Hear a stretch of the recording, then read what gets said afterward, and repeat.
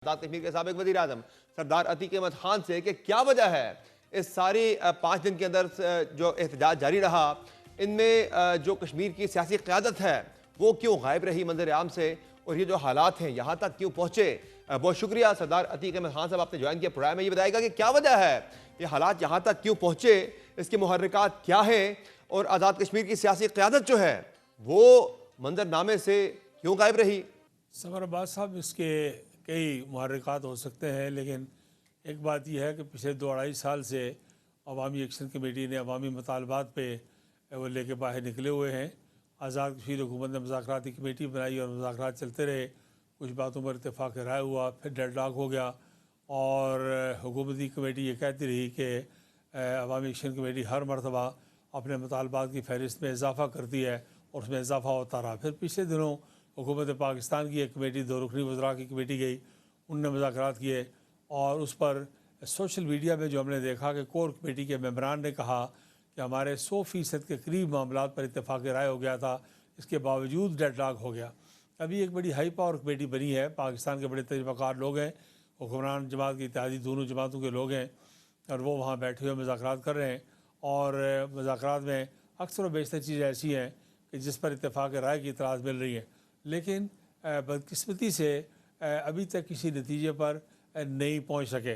एक तो मैं समझता हूं कि इन मुज़ाकरात में वज़ीर आज़म आज़ाद कश्मीर को और वहाँ की जो पार्लिमानी सियासी लीडर्स हैं उनको वहाँ मौजूद होना चाहिए था, ताकि जो लोग अवाम के मुंतखब नुमाइंदे हैं उनकी मौजूदगी में ये सारे मुज़ाकरात हों। ये कोई राजदारी वाला मामला नहीं है। लेकिन सरदार वो जो मुंतखब नुमाइंदे हैं या फिर जो आज़ाद कश्मीर की सियासी क़यादत है वो तो गायब है सारे मंजरनामे से। जो आज़ाद कश्मीर के अंदर पिछले 4-5 दिन से हो रहा है उसमें तो ये लीडरशिप कहीं नज़र नहीं आ रही, गायब है सारी। ये बड़ा अफसोसनाक है, ये बहुत अफसोसनाक है समर अब्बास साहब, ये बड़ा अफसोसनाक है। अवामी मुंतखब नुमाइंदों को मौजूद होना चाहिए, मुज़ाकरात में मौजूद होना चाहिए, मीडिया पर मौजूद होना चाहिए, सोशल मीडिया पर मौजूद होना चाहिए, उन्हें अपना पॉइंट ऑफ व्यू देना चाहिए, मौक़िफ़ देना चाहिए। अल्लाह का शुक्र है कि मुस्लिम कॉन्फ्रेंस आपको हमा वक्त पूरी तरह मौजूद दिखाई देती है, एक लम्हे के लिए भी एबसेंट नहीं हुई है इस सारे प्रोसेस से, सारे सिलसिले से।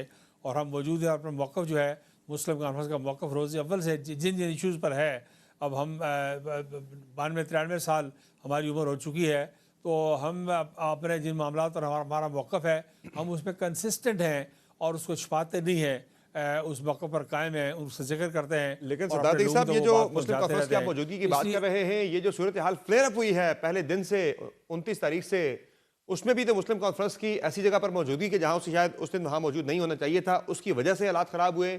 जो आपने 29 तारीख को अमन मार्च आपने किया, वो अमन मार्च और जॉइंट एक्शन कमेटी के शुरा के दरमियान टकराव हुआ मुजफ्फराबाद के अंदर, जिसमें ज़ाहिर है एक हलाकत भी उसमें हुई, तो उससे सूरत हाल ज़्यादा फ्लेयर अप हुई है। तो आप नहीं समझते कि इसमें आपकी वो जो कॉल थी अमन मार्च की, वो गलत कॉल थी, उसकी टाइमिंग बड़ी गलत थी कि जब पहले से उनकी तरफ से अनाउंस था, अमन मार्च करके वहां पे हालात को ख़राब किया गया।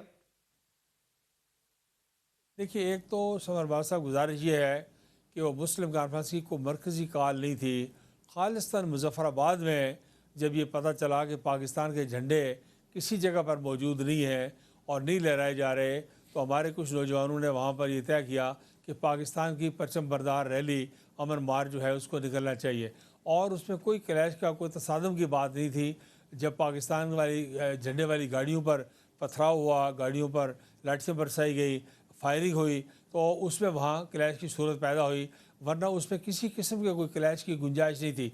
और वो मुस्लिम कॉन्फ्रेंस का कोई मरकज़ी फ़ैसला नहीं था, कोई मुस्लिम कॉन्फ्रेंस की तरफ से कोई अनाउंसमेंट नहीं थी, वहाँ का लोकल फैसला था, वो भी बिल्कुल नहीं होना चाहिए था। मैं आपकी बात इत्तेफाक करता हूँ कि उनका वो दिन था, वो नहीं होना चाहिए था, लेकिन उसमें खुदा न खास्ता को बदमज़गी पैदा करना मकसूद नहीं थी। सिर्फ पाकिस्तान के परचम को लहराने का फ़ैसला नौजवानों ने किया कि उसको वहाँ मुजफ्फराबाद में दिखाई देना चाहिए, और सारी गाड़ियों पर जो निकली हैं उन पर पाकिस्तान का परचम था। और दोनों तरफ से पर्चे हुए हैं मेरी मालूमात के मुताबिक, और दोनों तरफ जो लोग मौजूद हैं, अगर उनकी गिरफ्तारियों की ज़रूरत पड़ती है तो इंतज़ामिया को बिल्कुल हेजिटेट नहीं करना चाहिए। हम किसी मामले में, देखिए, मैंने पहले दिन मुतालबा कर दिया था समर अब्बास साहब, मैंने कहा था कि जुडिशल इंक्वायरी करवाई जाए वाक़े की। इसलिए हम आइन और कानून के मामले में, इंतज़ामिया के मामले में कतई रुकावट नहीं बनना चाहते। कानून को जो अपना रास्ता लेना है वो ले, हम उसे पूरी अखलाकी सियासी सपोर्ट मुहैया करेंगे। तो अब आगे के बारे से वे फॉरवर्ड क्या है? आज मुतालबात मान लिए जाएंगे? क्या गारंटी है कि आज से 3-4 महीने बाद, 5 महीने बाद फिर दोबारा से एक और वेव नहीं चलेगी इस तरह के एहतजाज की? चूंकि ये तीसरा स्पेल है अवामी एक्शन कमेटी की जानिब से एहतजाजी तहरीक का। ये जो बात आप कह रहे हैं ये मेरे खदशात में बिल्कुल शामिल है, और मैं इस बात का जिक्र करना चाहता हूँ कि अगर ये मसाइल हल हो भी जाएँ, क्योंकि जहाँ से चले थे ये 2-4 मामलात और मसाइल थे, उसमें फिर इजाफा होते होते 38 हो गए, और ये 2-4-6 महीने बाद आपको और मामलात और मसाइल दिखाई देंगे। आपको आज़ाद कश्मीर के आइन और कानून की बात जो है उसमें आपको इसलाह और तरमीम और तब्दीलियों की बातें सुनाई देंगी। आपको कराची एग्रीमेंट के हवाले से बातें सुनाई देंगी। आपको आज़ाद कश्मीर हुकूमत के स्टेटस के हवाले से बातें सुनाई देंगी। ये मामला कुछ लोगों के, मेरा ख्याल है अवामी एक्शन कमेटी में बहुत अच्छे लोग हैं, मुहब्बे वतन लोग हैं, लेकिन जो कुछ आज़ाद कश्मीर में हो रहा है इसको पाकिस्तान के बलूचिस्तान के वाक़ात से और KP के वाक़ात से और कल्बों से जिहादी की गिरफ़्तारी से और अमित शाह के बयानात से और राजनाथ सिंह के बयानात से अलग करके नहीं देखा जा सकता। उन्होंने कहा, TV पर कहा कि ये हमारे जो है तयशुदा मनसूबे के मुताबिक आज़ाद कश्मीर में हिलचुल हो रही है। वज़ीर-ए-आज़म आज़ाद कश्मीर कह चुके हैं कि हमारे पास सबूत मौजूद हैं कि आज़ाद कश्मीर में हिंदुस्तान की मुदाखलत है। ख़ास तौर पर जब से कल्बों से जिहादी गिरफ़्तार हुआ है, जब से ये सी पैक का मामला आपके सामने आया है, और जब से ये BLA की और मजीद ब्रिगेड की कार्रवाइयाँ आई हैं, तो हिंदुस्तान का आज़ाद कश्मीर और गिलगित बल्तिस्तान जो है वो निशाने पर है। सरदार साहब, आपकी बात थी को अगर हम आगे बढ़ाएं तो अवामी एक्शन कमेटी के अंदर जिस तरह से वज़ीर-ए-आज़म आज़ाद कश्मीर कह रहे हैं कि इनके पीछे कोई ना कोई बैरूनी हाथ भी हो सकता है आज़ाद कश्मीर के अंदर। देखिए समरवाज साहब, जो मामलात और मसाइल और मुतालबात हैं उसको मेरे समेत हम सब ने 2023 से जब ये निकलने की तैयारी कर रहे थे, तो मैंने 23 अगस्त को नीला अपार्टमेंट स्पोर्ट शुरू की थी। हम सब ने कहा है कि मामलात और मुतालबात और मसाइल के लिए हम सब लोग इस बात की तायीद और हिमायत करते हैं, और मुस्लिम कॉन्फ्रेंस के सिवा बाकी सारी जमातों के कारकुन जो हैं इस जुलूस में, इन मुजाहिरों में शामिल हैं। लेकिन इस सारे मुतालबात के साथ पाकिस्तान को गाली देना, पाकिस्तान के झंडे की तौहीन करना, फ़ौज को गाली देना और बाकी दूसरे मामलात को बीच में लेके आना, आज़ाद कश्मीर में लॉ एंड ऑर्डर की सिचुएशन पैदा करना, ये जो इस्लामाबाद पुलिस के साथ और पाकिस्तान की फोर्सेस के साथ ये हमेशा जाती है। 95% से ज़्यादा आज़ाद कश्मीर के जो रिहायशी हैं वो तो प्रो पाकिस्तान है, वो तो इलाके पाकिस्तान के हामी है।